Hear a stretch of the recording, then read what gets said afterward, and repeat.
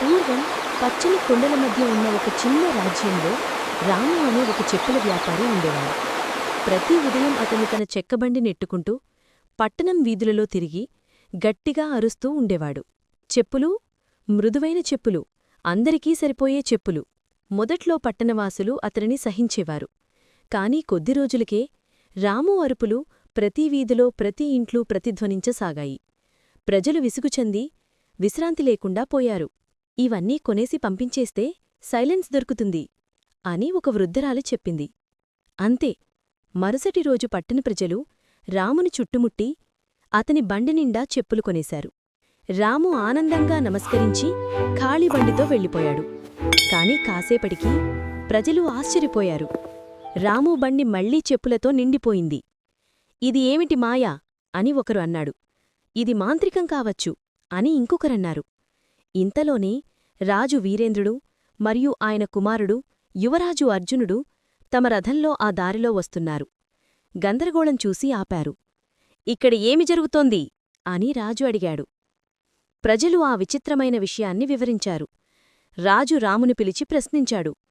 నీవు మంచి మనిషివి, కాని చెప్పులు మళ్ళీ మళ్ళీ పుడకాయేంటి? ఏదైనా మాయా? రాము నమస్కరిస్తూ అన్నాడు. మహారాజా, ఇవి సాధారణ చెప్పులు కావు. ఇవి ఓ మహాత్ముడు నేర్పిన రహస్య మంత్రంతో తయారుచేసినవి. వీటిని ధరించిన వారికి సౌఖ్యం, మహిమ లభిస్తుంది.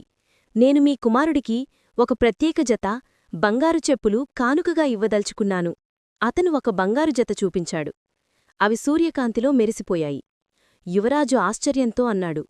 నాన్నా, నేను వేసుకోవచ్చా? రాజు చిరునవ్వితో తల ఊపాడు. రాము మోకాళ్లపై వంగి యువరాజుకు చెప్పులు తొడిగాడు.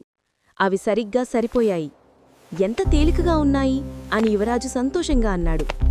కాని కొద్దిసేపటికి అతను బిగ్గరగా కేకవేశాడు. నాన్నా, నా కాళ్ళు కదలట్లేదు! రాజు దిగ్భ్రాంతిగా ఇది ఏమి మాయా అంటూ గర్జించాడు. సైనికులు ప్రయత్నించారు, కాని బంగారు చెప్పులు విడవలేదు. అవి పాదాలకు అతుక్కుపోయాయి. రాము గజగజ వణికాడు.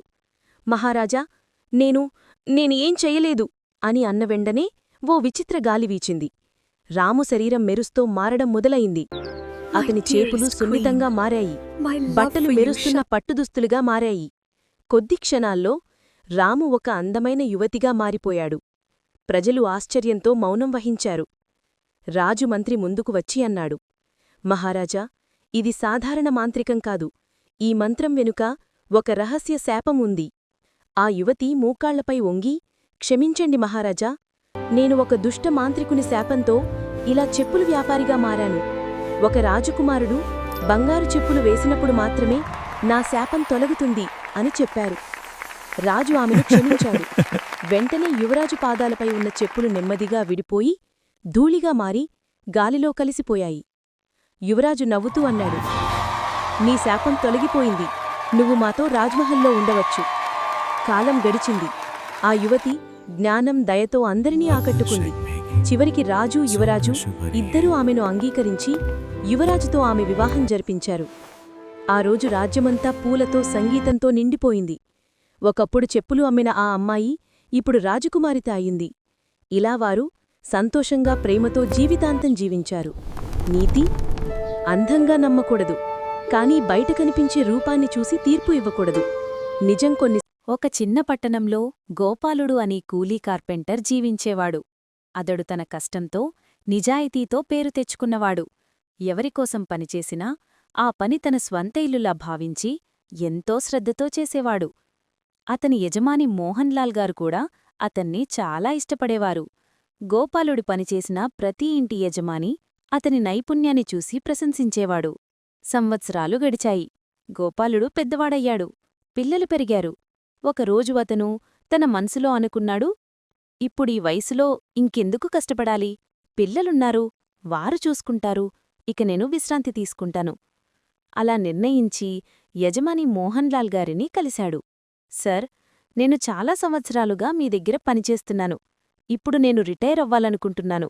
నా పిల్లలతో, కుటుంబంతో సమయం గడపాలని ఉంది అని చెప్పాడు. మోహన్లాల్ గారు కాస్త ఆశ్చర్యపోయి చిరునవ్వుతో అన్నారు. గోపాలా, కొంతకాలం సెలవు తీసుకో. కాని పని పూర్తిగా మానేయకు. నీ చేతిలో ఉన్న సృజనాత్మకత నీకే ఆనందాన్ని ఇస్తుంది. జీవితమనేది ఒక నిరంతర ప్రాజెక్ట్ లాంటిది. దాన్ని అర్ధాంతరంగా ఆపకు.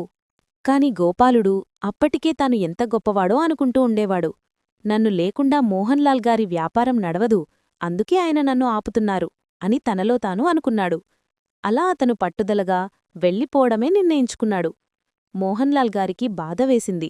అయినా అతను మృదువుగా అడిగాడు, గోపాలా, వెళ్లేముందు ఒక చివరి ఇల్లు నిర్మించి వెళ్ళు. అది నీకోసం కాదు, నా మనసుకోసమే. ఒకసారి ఉపకారంగా అనుకో. గోపాలుడు కూడా యజమానిని గౌరవించేవాడు కాబట్టి, సరే సార్, ఇది చివరి ఇల్లు అని అంగీకరించాడు. కాని మనసు మాత్రం పనిమీద లేని స్థితిలో ఉన్నాడు. ఇప్పుడు గోపాలుడు ఆ చివరి ఇల్లు నిర్లక్ష్యంగా నిర్మించడం ప్రారంభించాడు. అతడు చౌకా సరుకులు వాడాడు. జాగ్రత్తగా కొలిచే బదులు త్వరగా పూర్తిచేయాలనే ఆలోచనతో పనిచేశాడు. ఏముంది, ఇది నా చివరి పని, ఇంకెవరికీ పట్టదు అని తానే చెప్పుకుంటూ సగన్మనసుతో ఆ ఇల్లు పూర్తిచేశాడు. కొన్ని వారాల తర్వాత ఇల్లు పూర్తయింది.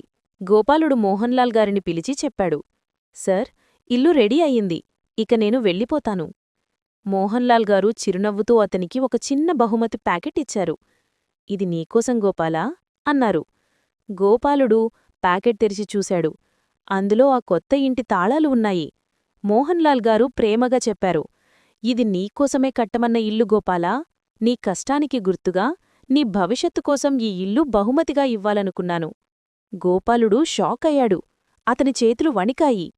తను నిర్లక్ష్యంతో చేసిన ఇల్లు తనకే వస్తుందని అతనికి అప్పుడు తెలిసింది. కన్నీళ్లు అతని కళ్ళుల్లోకి వచ్చాయి.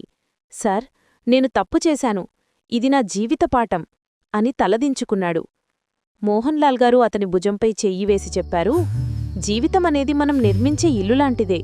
దాన్ని ప్రేమతో, శ్రద్ధతో నిర్మించాలి. ఎందుకంటే చివరికి అందులో మనమే జీవించాల్సి ఉంటుంది. మూలం: మన పని ఎప్పుడూ ప్రేమతో చెయ్యాలి. ఎందుకంటే మనం ఈరోజు చేసే పనులే మన భవిష్యత్తు జీవితాన్ని నిర్మిస్తాయి.